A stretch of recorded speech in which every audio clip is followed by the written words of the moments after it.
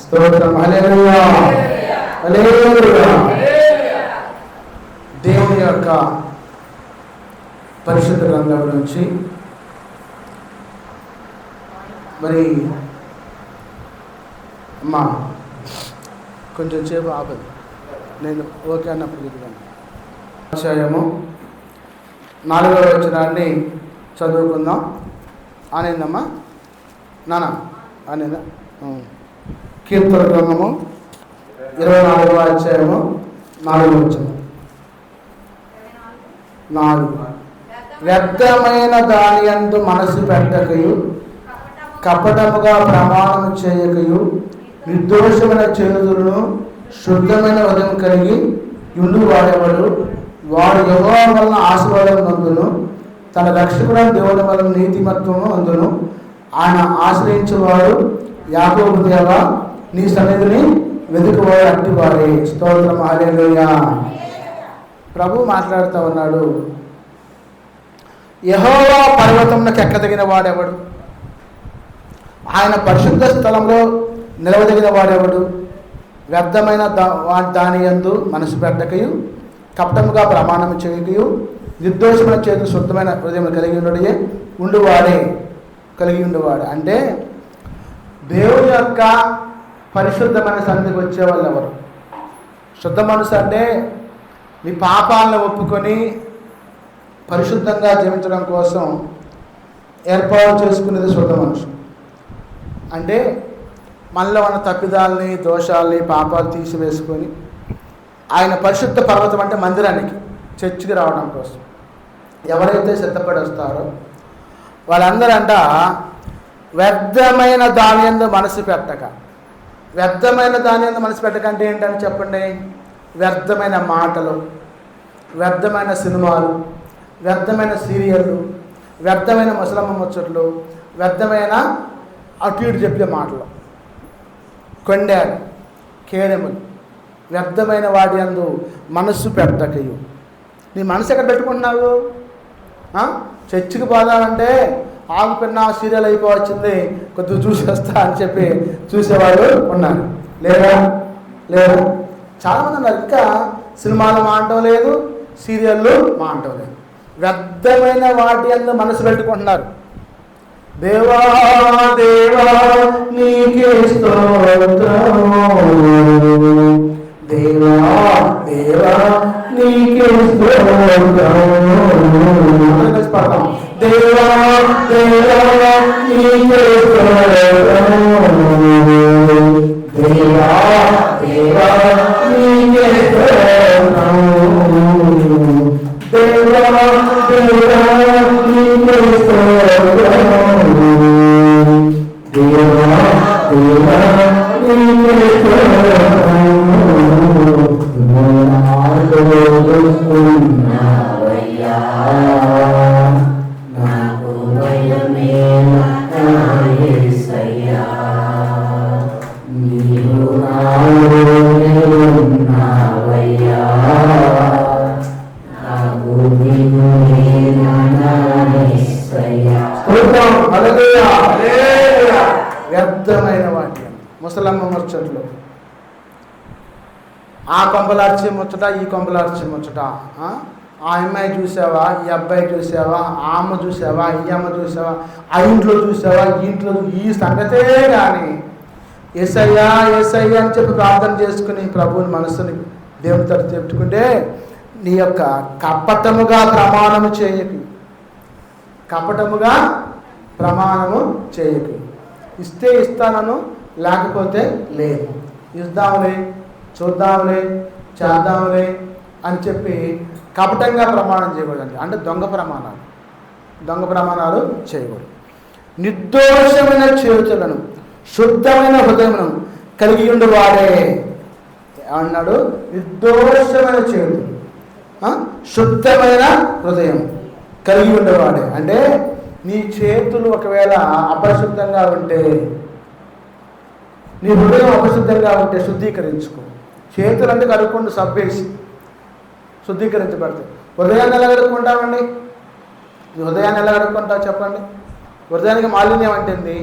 ఎలా కడుక్కుంటావు?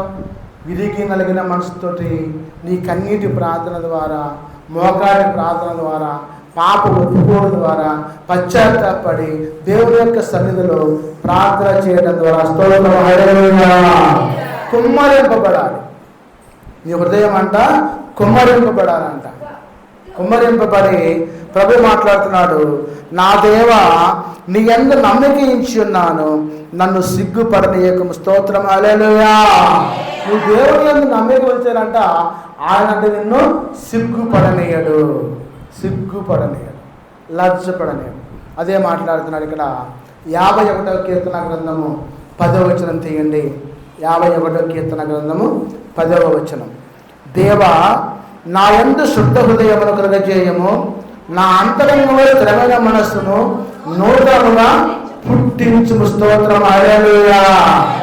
ఆ మాట అంటాడు కింద 17వ వచనంలో, విరిగిన మనస్సు దేవునికి ఇష్టమైన బదులు దేవా విరిగి నలిగిన హృదయం నీవు అలక్ష్యము చేయము.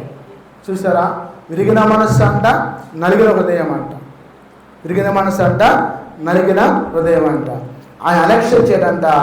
దేవా నా యందు శుద్ధ హృదయాన్ని కలగజేయి, నా అంతరంగంలో స్థిరమైన మనస్సును నూతనంగా పుట్టించు. అంటే నీవు నీ యొక్క ఆత్మను శుద్ధీకరించుకో. ఈ బల్లలో పాల్పంచుకున్న నీవు నీ అంతరంగాన్ని శుద్ధీకరించుకొని శుభ్రముగా దేవుని యొక్క సన్నిధిలో నీవు మరి భయం కలిగి, భక్తి కలిగి ఉండు. ఒక 10 మంది కన్యకలు బయలుదేరారు. పెళ్లి కుమారుడు వస్తున్నాడు అంటే వాళ్ళందరూ డ్యూటీలు పట్టుకొని బయలుదేరి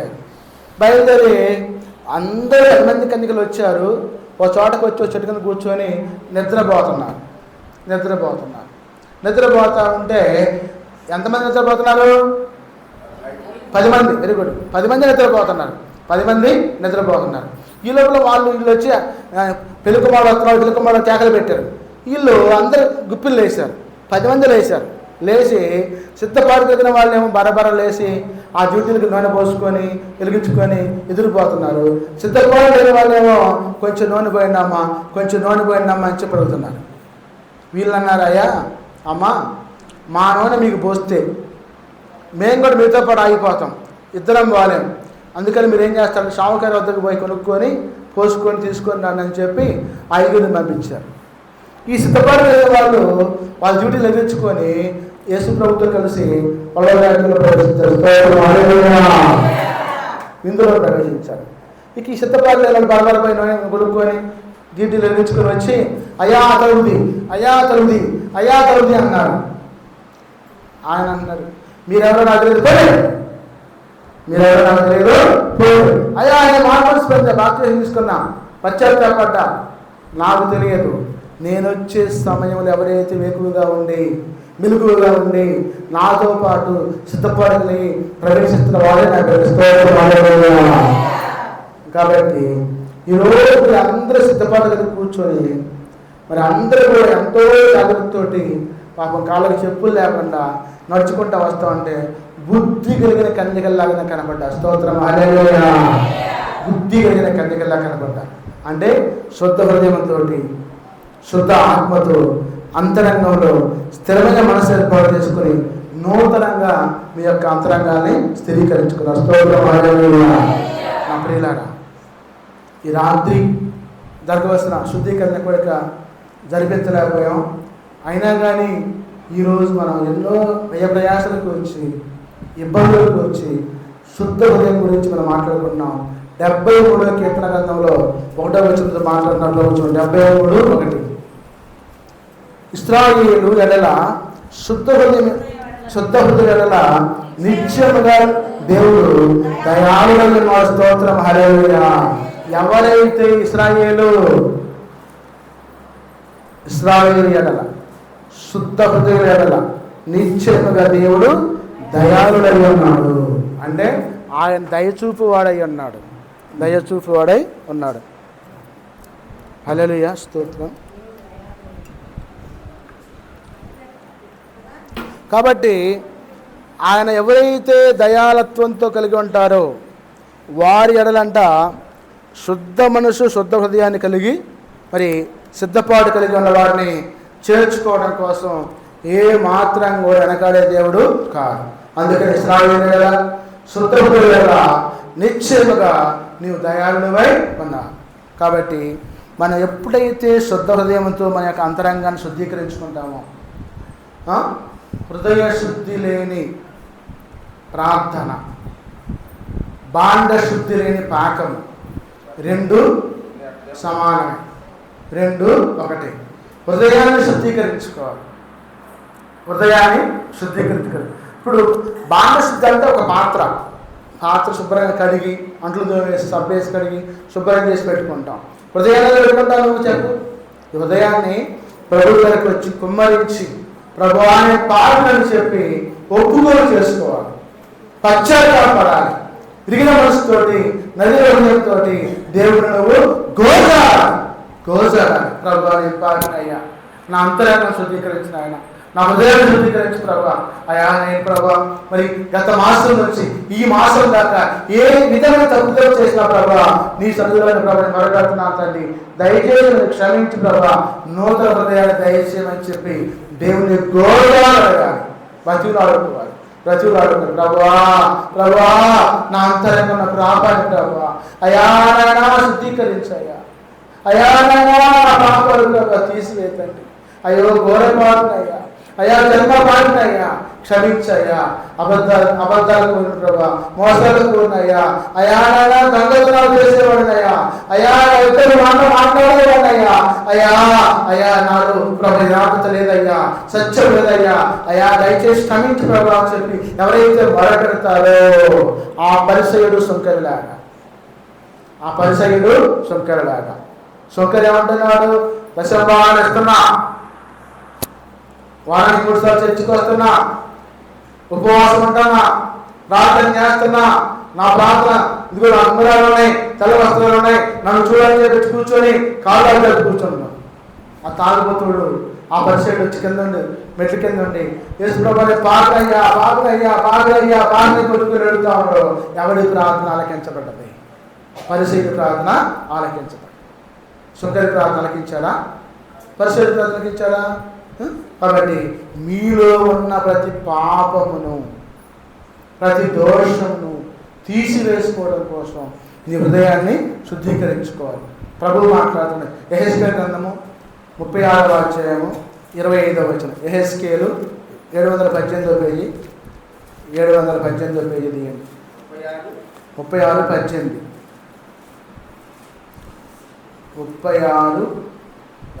36:25 చదవండి. 36:25. మీ అపవిత్రత యావత్తు పోవునట్లు నేను మీ మీద శుద్ధ జలము చల్లుదును. మీ విగ్రహముల వల్ల మీకు కలిగిన అపవిత్రత అంతయు తీసివేసేది. స్తోత్రం. హల్లెలూయా. ఏమ్మా విగ్రహాలు పెట్టుకుని పూజ చేసి వచ్చావా? ఇప్పుడు నైవేద్యాలు పెట్టుకుని వచ్చావా? ఆయన అంటున్నాడు, మీ అపవిత్రత యావత్తు పోవునట్లు నేను మీ మీద శుద్ధ జలాన్ని చల్లుతా. మీ విగ్రహముల వల్ల మీకు కలిగిన అపవిత్రత అంతయు తీసివేస్తా. స్తోత్రం. హల్లెలూయా. అంటే నీ హృదయాన్ని నాకు ఇమ్మమ్మా. హృదయాన్ని నాకు ఇస్తే నేను నీ హృదయం మీద శుద్ధ జలాన్ని, పరిశుద్ధాత్మను ప్రోక్షింపచేసి శుద్ధీకరిస్తా. విగ్రహాలతో చేసిన పాపం ఏమైనా ఉన్నట్టయితే తీసివేస్తా. అందుకు అన్నాడు, నూతన హృదయం మీకు ఇచ్చేదను, నూతన స్వభావం మీకు కలుగజేసేదను, రాజుకున్న నీరుని తీసివేసి మాంసమును నీకు ఇచ్చేదను, నా ఆత్మను మీ అందులోంచి నా కట్టడలు అనుసరించేవారుగాను నా వీరు లెక్కల వారుగాను మిమ్మను చేసేదను. స్తోత్రం. హల్లెలూయా.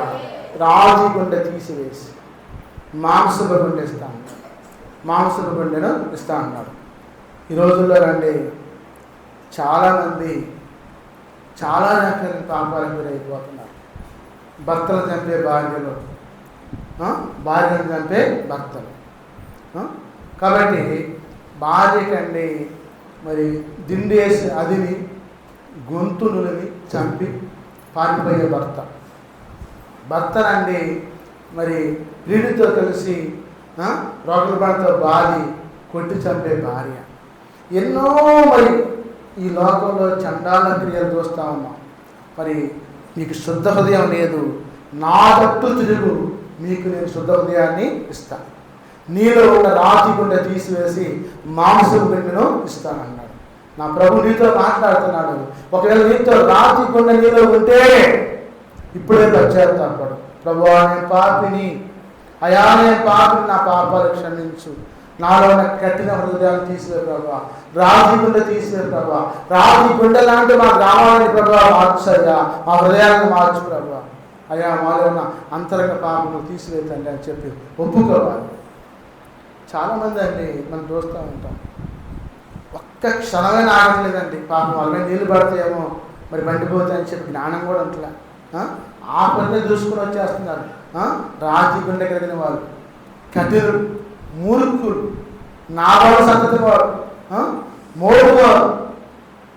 కాబట్టి ఏది మంచు ఏది చెడు తెలుసుకునే జ్ఞానం ఉంటుంది. అయ్యో వాళ్ళు వస్తున్నారు పాపం కష్టపడి, మనం కొంచెం సహకరిద్దామని చెప్పి జ్ఞానం లేకుండా ఆపడిని చూసుకుని వస్తే ఆ నీళ్ళు వచ్చి బట్టల మీద పెట్టి తడిసిపోతే వాళ్ళకి ఎంత ఇబ్బంది. ఒక్క నిమిషం ఆగలేకపోతున్నావా? ఆ మాత్రం తగ్గింపు స్వభావం నీలో లేకపోతుందా? మరి అంత మురక స్వభావం నీలో ఉందా? ఒక్కసారి గ్రహించలేకపోతున్నావు. ప్రభు నీతో మాట్లాడుతున్నాడు. ఇక్కడ రోమాపత్రిక 12వ అధ్యాయం 8వ వచనం అంటాడు. రోమా 12:8 తీయండి. రోమాపత్రిక 12వ అధ్యాయము 142వ పేజ్ 142 12:8 అమ్మా 8. బోధించువాడైతే బోధించుడలోను, హెచ్చరించుడలోను పని కలిగి ఉండము. పంచిపెట్టువాడు శుద్ధ మనసుతోను, పై విచారణ చేయవాడు జాగ్రత్తతోను, కరుణించువాడు సంతోషంతోను పని జరిగింపవలను. మీ ప్రేమ నిష్కపటమైనదై ఉండవలని చెడ్డదాన్ని అసహించుకొని మంచిదాన్ని హత్తుకొని నుడి స్తోత్రం. హల్లెలూయా. సహోదరులారా, ప్రేమ విషయంలో ఒకరినొకడు అనురాగం గలవారి, గంత విషయంలో ఒకరినొకరు గొప్పగా ఎంచుకోండి. స్తోత్రం. అందరికీ వందనాలు. అందరూ గణకారించుకోవాలి. వాళ్ళ గొప్పలు వాళ్ళు తక్కువని కాదు, అందరూ గొప్పవారు. అందుకంటే అక్కడ బోధించేవాడైతే బోధించడంలోను, హెచ్చరించేవాడైతే హెచ్చరించడంలోను పని కలిగి ఉందము. స్తోత్రం. హల్లెలూయా. సమాధానపడండి.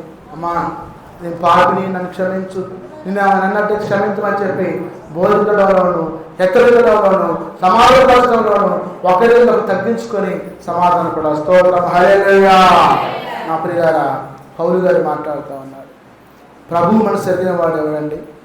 ఆయనకు ఆలోచన చెప్పిన వాడు ఎవరండి? ముందుగా ఆయనకి ఇచ్చి ప్రతిఫలం పొందగలిగిన వాడు ఎవరండి?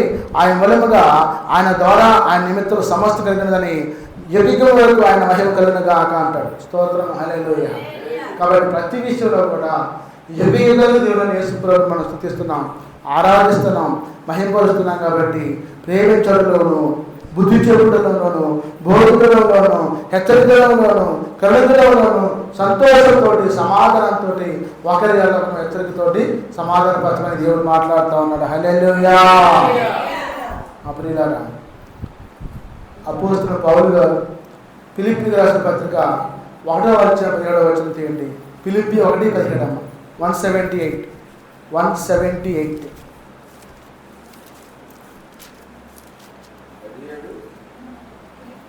ఫిలిప్పీ 1:17 178వ పేజీ 1:17. అసూయ చేతను, కలహబుద్ధి చేతను, మరికొందరు మంచి బుద్ధి చేతను క్రీస్తును ప్రకటించున్నారు.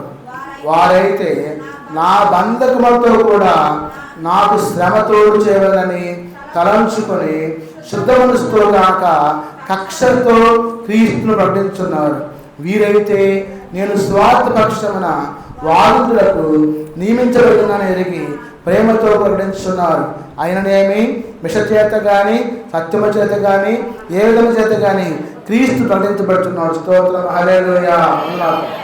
ఒకళ్ళేమో కక్షతో పడుస్తారంట, అసత్యతో పడుతున్నారంట.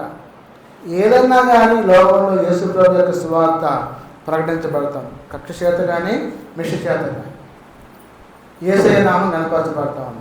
అందుకే అంటున్నాడు ఇక్కడ, సహోదరైన వారు ఎక్కువ మంది నా బంధకముల మూలంగా ప్రభునందు స్థిర విశ్వాసం గలవారై నిత్యంగా దేవుని వాక్యము బోధకులకు మరి విశేష ధైర్యం తెచ్చుకున్నారన్న. స్తోత్రం, హల్లెలూయా. దేవుని వాక్యం బోధించడం కోసం విశేషమైన ధైర్యం తెచ్చుకోవాలి. మరి శావులకైతే 2 తీర్పులు అంట, మీకైతే 1 తీర్పు అంట. బోధించే వాళ్ళని చాలా జాగ్రత్తగా బోధించాలంట. అందుకే ప్రభు మాట్లాడుతున్నారు, శుద్ధ మనసుతోటి, కక్షతో కాకుండా, నిష్ఠతో కాకుండా యేసు ప్రభు వారిని ఎవరైతే శుద్ధ మనసుతోటి మరి ఆచరించి ప్రార్థించి గణపరుస్తాడో వాళ్ళ హృదయంలో దేవుడు నివసిస్తాడు. దేవుడి ఈ మాటలు దీవించునుగాక. ఆమేన్. అందరికీ వందనాలు. మరి మీ హృదయాలు శుద్ధీకరించుకోండి, మీ ఆత్మను శుద్ధీకరించుకోండి. చిన్న ప్రార్థన చేసుకుందాం. పరిశుద్ధాత్ముడా యేసయ్య, మా హృదయాలు శుద్ధీకరించుకున్నాం ప్రభా, మా ఆత్మను శుద్ధీకరించుకున్నాం ప్రభా. అయా మన ప్రభు మీరు కడగని ప్రభా, శుద్ధీకరించదు ప్రభా.